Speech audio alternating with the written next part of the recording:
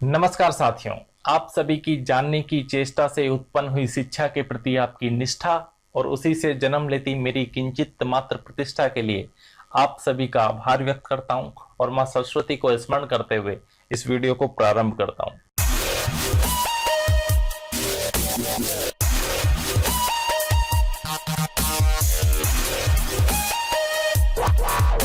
तो आज हम इस वीडियो में जिस पार्ट ऑफ स्पीच के बारे में डिस्कस करने वाले हैं उस पार्ट ऑफ स्पीच का नाम है एडजेक्टिव।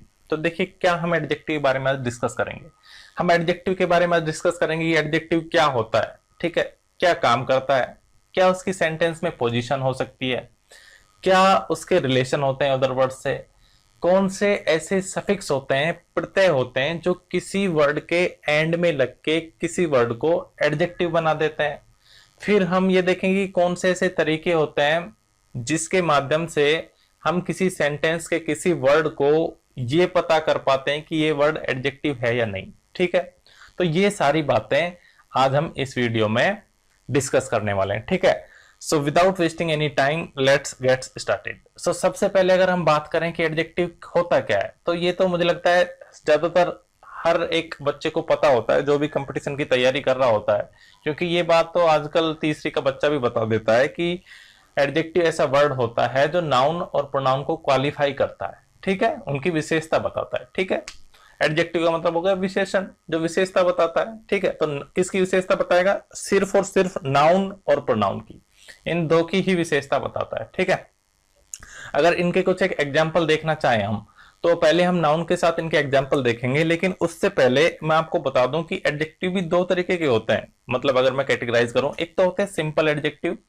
और दूसरे होते हैं वर्बल एडजेक्टिव। ठीक है, इसके अलावा भी इनकी अदर तरीके से कैटेगराइज किया जा सकता है, वो हम बाद में करेंगे जब डिटेल में पढ़ेंगे।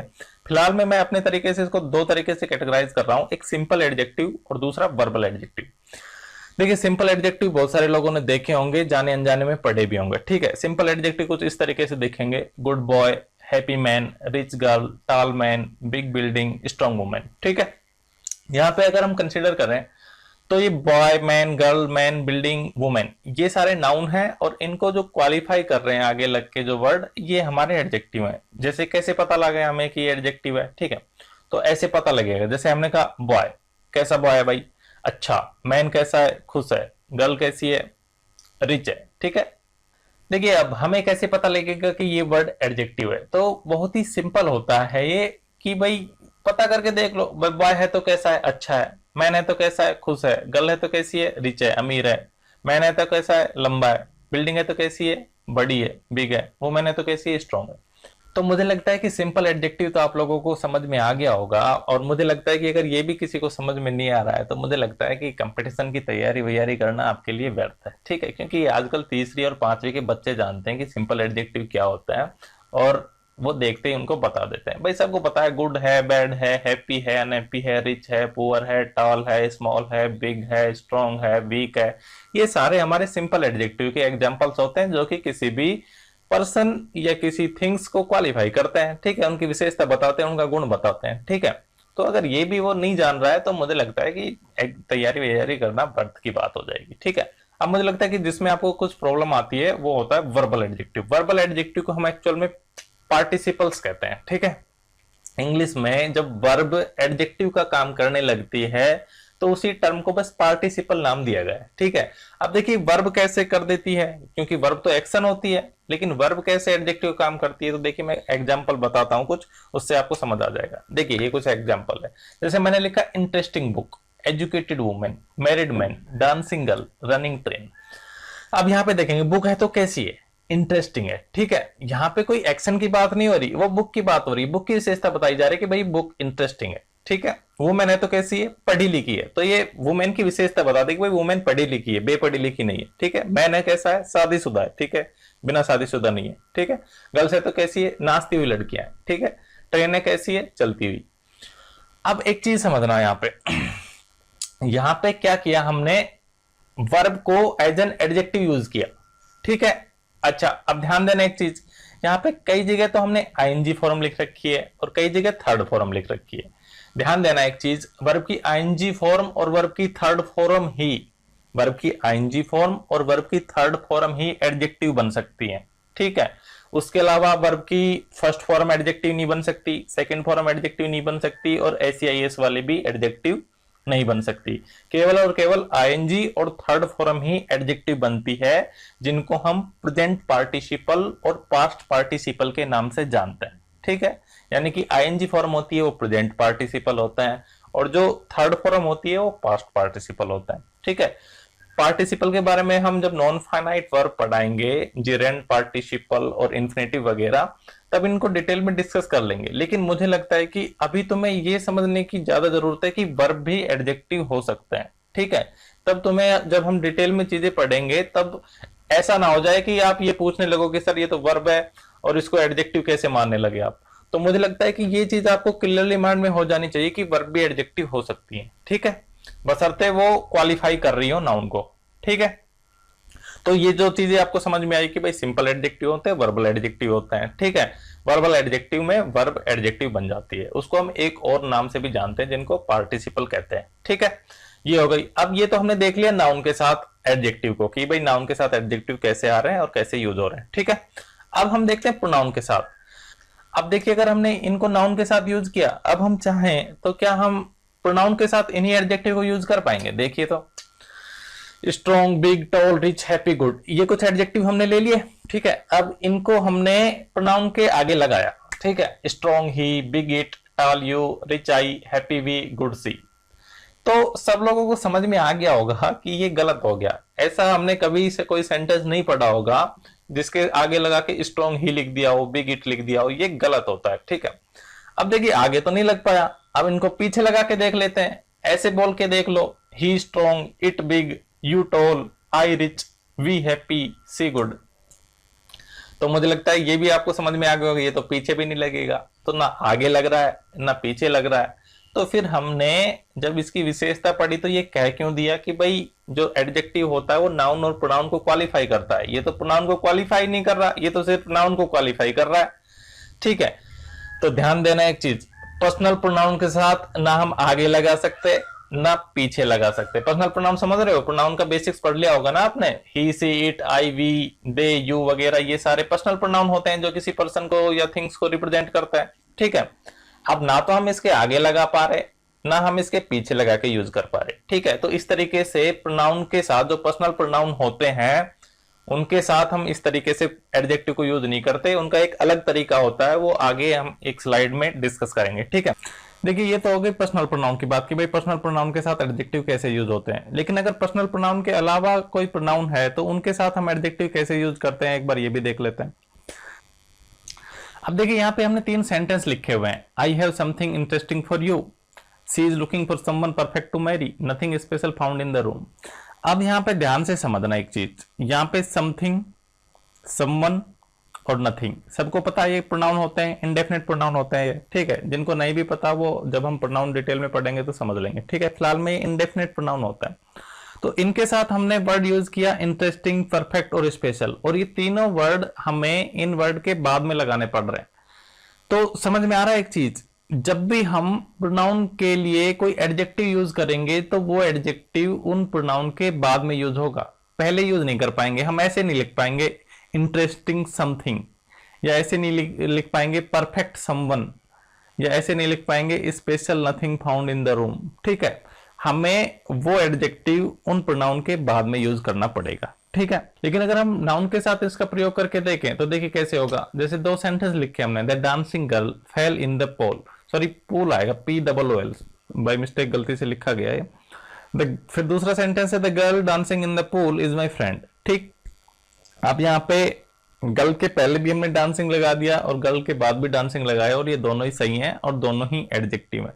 ठीक है, अब एक चीज समझना, हमेशा ऐसे मत लगा देना कि जहां मर्जी आए पहले लगा दिया, जहां मर्जी आए बाद में लगा दिया। मैं बस एक ये बात बता रहा हूं कि नाउन के साथ दोनों पॉसिबिलिटी है, लेकिन कब पहले लगाना है कब बाद में लगाना है इसको हम डिस्कस कर लेंगे बाद में। फिलहाल में तुम्हें यह समझना है कि दोनों जगह आ सकते हैं।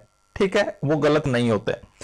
लेकिन कई बार ऐसा होता है कि आगे पहले आगे लगाओगे तो अलग मीनिंग निकलेगा और बाद में लगाओगे तो अलग मीनिंग निकलेगा। यहां तो खैर सेम मीनिंग निकल रहा है, लेकिन ऐसी कंडीशन होती है जब आगे से पीछे लगाने पे मीनिंग कंप्लीटली चेंज हो जाता है। तो हमें केयरफुल रहना है, ऐसे ही आगे या पीछे कहीं भी नहीं लगा देना है। उनके अपने यूजेस होते हैं, वो हम डिटेल वीडियो में डिस्कस कर लेंगे।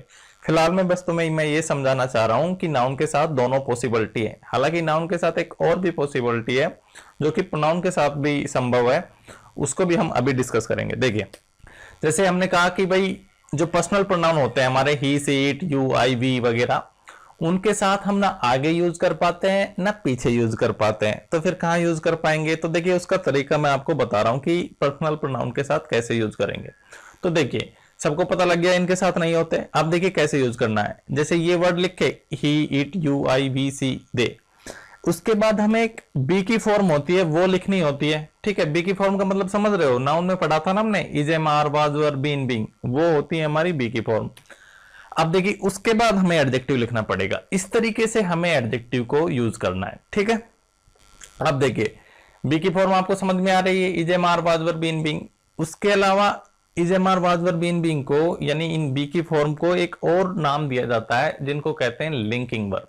अब देखिए, जैसे हमने लिख दिया, he is honest, he is strong, she is tall, we are rich, she is happy, they are good. ठीक है, तो ये हमारे एडजेक्टिव हो गए। तो कुल मिला के क्या हुआ कि बी की फॉर्म बीच में लगानी पड़ेगी, उसके बाद हमें एडजेक्टिव लिखना पड़ेगा। ठीक है, तो हम जब भी पर्सनल प्रोनाउन के साथ एडजेक्टिव यूज करेंगे तो ना आगे लगाएंगे ना पीछे लगाएंगे, हमें एक ही तरीका यूज करना पड़ेगा, बी की फॉर्म और लिंकिंग वर्ब के बाद एडजेक्टिव लगाना पड़ेगा। ठीक है, अब देखिए कुछ एक एग्जांपल हमारे जो वर्बल एडजेक्टिव है उसके भी देख लेते हैं। जैसे हमने कहा, he is educated, it is interesting, you are married. तो ये जो सारे हमने वर्ब की थर्ड फॉर्म या आईएनजी फॉर्म लिखी है, क्योंकि ये बी की फॉर्म के बाद आई है, तो ये हमारे एडजेक्टिव हैं। इनको वर्ब समझने की गलती मत करना, सीधी सी बात है। ही इज एजुकेटेड, अब ऑब्वियस सी बात है, अगर वर्ब की थर्ड फॉर्म आती है तो वो हैज, हैड के साथ आती है।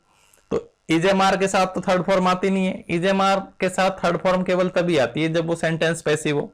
अब ना ये सेंटेंस पैसिव और ना ये परफेक्ट, तो फिर थर्ड फॉर्म क्यों लगा दी? तो थर्ड फॉर्म इसलिए लगा दी क्योंकि ये एडजेक्टिव है, पास्ट पार्टिसिपल है। ठीक है, अब जैसे मैंने लिखा, दिस बुक इज इंटरेस्टिंग, तो ये बुक अच्छी है, इंटरेस्टिंग है। अब यहाँ पे कोई कंटिन्यूस एक्शन नहीं हो रहा, वो उस बुक की क्वालिटी बता रहा है कि भाई ये बुक इंटरेस्टिंग है।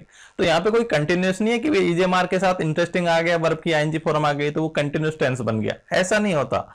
एक्चुअल में बी की फॉर्म के साथ यानी ईजेएमआर के साथ आईएनजी तब भी आ जाती है जब वो नाउन को क्वालिफाई कर रही होती है और वो वर्बल एडजेक्टिव पार्टिसिपल हो जाता है। ठीक है, तो आपको बहुत केयरफुल रहना पड़ेगा यहाँ पे। अब इसके साथ एक चीज और समझना, बार बार मैं लिंकिंग वर्ब का जिक्र कर रहा हूँ कि बी की फॉर्म लिंकिंग वर्ब होती है, उसके साथ एडजेक्टिव आते हैं और उसके बाद हम वर्बल एडजेक्टिव और सिंपल एडजेक्टिव यूज कर सकते हैं। लेकिन ध्यान देना, बी की फॉर्म अकेली लिंकिंग वर्ब नहीं होती, इसके अलावा भी बहुत सारी लिंकिंग वर्ब होती हैं जिसको हम वर्ब में डिटेल में डिस्कस कर लेंगे। फिलहाल मैं कुछ एक अगर लिंकिंग वर्ब के नाम लेना चाहूं तो जैसे साउंड है, सीम है, बिकम है, अपीयर है, ये सारी कैसी हो गई?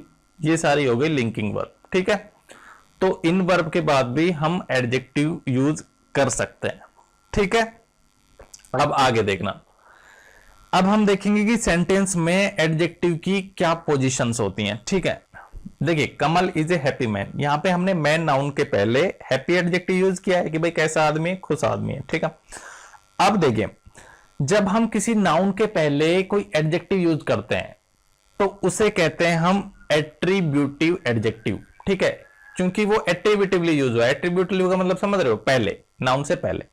अब देखिए दूसरा, कमल इज हैप्पी, कमल भाई खुश है। ठीक है, कमल के बारे में बात हो रही है। ठीक है, तो यहां पे क्या है कि लिंकिंग वर्ब के बाद यानी ईजेएमआर के बाद में एडजेक्टिव यूज किया है, तो इस यूज को हम कहते हैं प्रेडिकेटिव एडजेक्टिव, क्योंकि प्रेडिकेटिवली इस एडजेक्टिव को यूज किया जा रहा है तो इसे कह दिया हमने प्रेडिकेटिव एडजेक्टिव बाद में। ठीक, इसके बाद एक थर्ड कंडीशन होती है, देखना इस थर्ड कंडीशन में होता क्या है। जैसे हमने लिखा कमल मेक्स हर हैप्पी, तो ध्यान देना एक चीज, जब हम पर्सनल प्रोनाउन की बात करते हैं तो उनमें केवल और केवल जो सब्जेक्टिव केस होता है, सब्जेक्टिव केस का मतलब समझ रहे हो?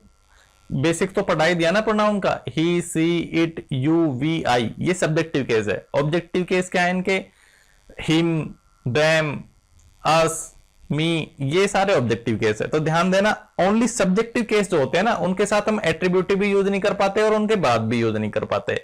उनके साथ केवल और केवल एक ही तरीका होता है, प्रेडिकेटिव लिंकिंग वर्ब के बाद। लेकिन अगर ऑब्जेक्टिव केस की बात करें तो उसके बाद में हम एडजेक्टिव यूज कर सकते हैं, ठीक है। अब ध्यान देना एक चीज, यहां पे भी सिचुएशन है, जब हमारी वर्ब कॉम्प्लेक्स ट्रांजिटिव या फैक्टिटिव रहेगी। फैक्टिटिव वर्ब को ही कॉम्प्लेक्स ट्रांजिटिव कह देते हैं या कॉम्प्लेक्स ट्रांजिटिव को ही फैक्टिटिव कह देते हैं। देखिए, कमल मेक्स हर हैप्पी, तो यहां पे जो मेक्स है ये कॉम्प्लेक्स ट्रांजिटिव वर्ब होती है, इनको फैक्टिटिव वर्ब के नाम से भी जानते हैं, ठीक है। वर्ब को जब हम डिटेल में पढ़ेंगे तो इसको भी समझा देंगे आपको।